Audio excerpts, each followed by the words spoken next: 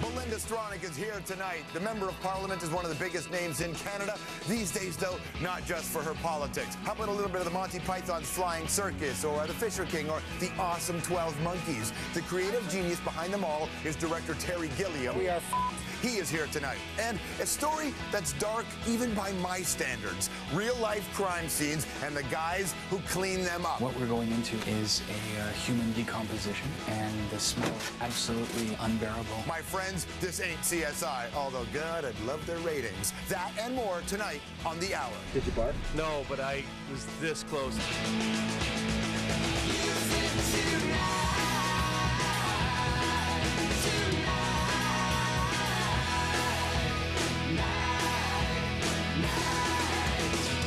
All right, you're back on The Hour here, episode 1, season 3, brand new Office Space. You'll see this lots throughout the season. You'll also see her. This is Hillary Doyle. We'll introduce you to Hillary tomorrow on the program. Raptor season starting soon. Take a look inside. Darby Wheeler, VJ. Hey, boy. Hello. How are you, man? Good. Nice to see you. Darby and I worked together a long time, worked together in Much Music, worked together on The Hour from episode 1. But we're here for a reason, because coming up a little bit later on in the show is a story that needs a bit of a tease. What is this? I'd never smelled anything like that before. What does it smell like? I can't describe that smell. Did you bark? No, but I was this close. I can smell it on you right now. We did a story on a crime trauma scene cleaner, and it's a decomposed body. Had been there 2 weeks. Worst smell ever. Unbelievable. So the full story is coming up in probably 10 or so minutes, depending on how we figure it out, on tonight's episode of The Hour. I've never seen your face like that, man. That is hilarious. Darby did that story with Nick McCabe Locos. Nick had to shave his beard off because the smell of the dead body in his beard was so strong he couldn't lose it, not even with cigarette smoke. All right, time to cigar smoke. Sorry, Nick's mom. Nick doesn't smoke. Time to head upstairs to the studio, and no, I'm not going to run that quickly. It's going to be the magic of editing, and by that I mean the lies of television. Here comes the news. Who cleans up the big mess? Well, we're about to show you the person who does. He makes a living as a crime and trauma scene cleaner. He mops up the sickest stuff you can imagine. Look at this. My name is Christian Cadieux, and I am the president of Crime and Trauma Scene Cleaners. There was a plumber who was working in a basement. Suicides. He was putting up copper piping with a propane torch. Homicides. He slips and falls, Clandestine drug labs. and there was a garbage pail there that had some plastic or glass shards out of it, and he impaled himself like this.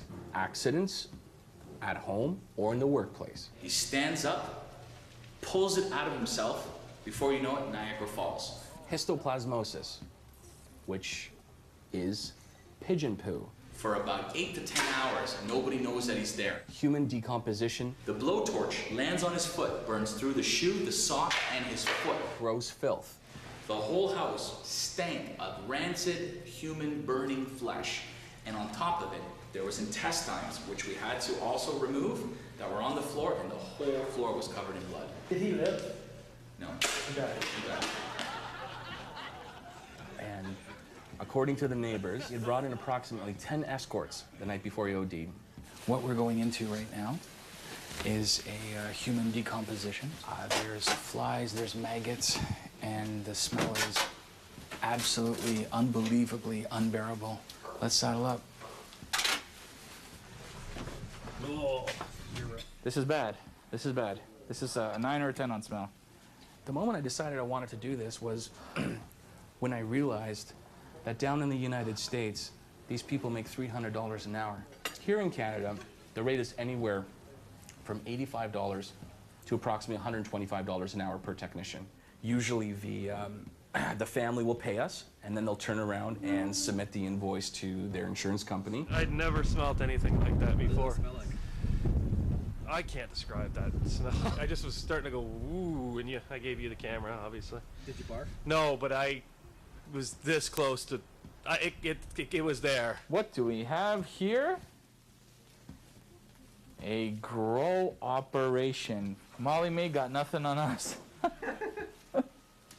How much would it cost to clean up the final scene, the fall of Antonio Montana in the movie Scarface? Say hello to my little friend! job alone would be over $100,000. Amityville Horror, I dare say, in the proximity of $35,000 to $45,000. I'm Winston Wolfe. I solve problems. Allow me to take an opportunity to bow to the legendary Harvey Keitel, Mr. Winston Wolfe. Approximately $4,000 to $5,000 for that vehicle, for that job. The previous occupant had been a bit of a shut-in. The House of Fight Club, burn it down. Before we go into certain scenes, we take a moment to say a prayer. Our Father, who art in heaven, hallowed be thy name.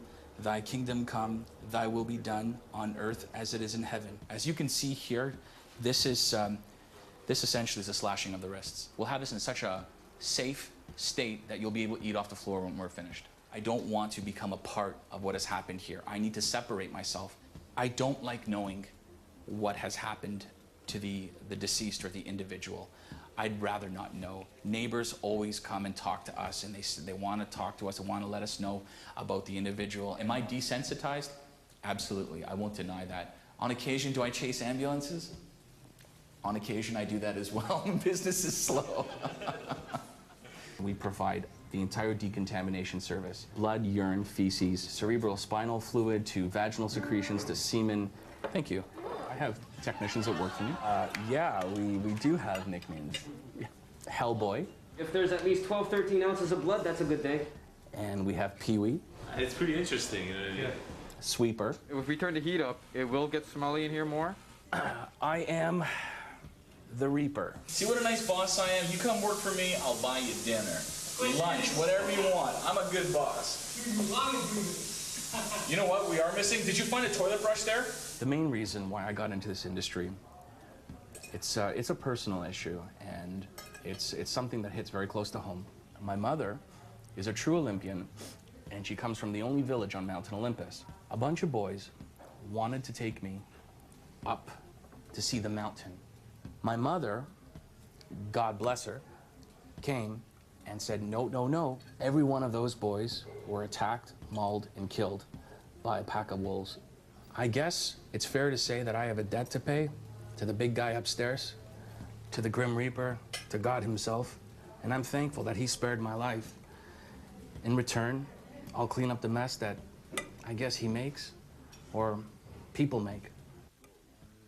You guys like Dog the Bounty Hunter with the praying and the nicknames, man. And while we're talking about the corpse, I want to tell you about a new show on CBC. Ian Tracy. I love Ian Tracy, great actor. He is the star of this. You probably know him from Da Vinci's Inquest or Da Vinci City Hall. Got a new gig. The show is called Intelligence.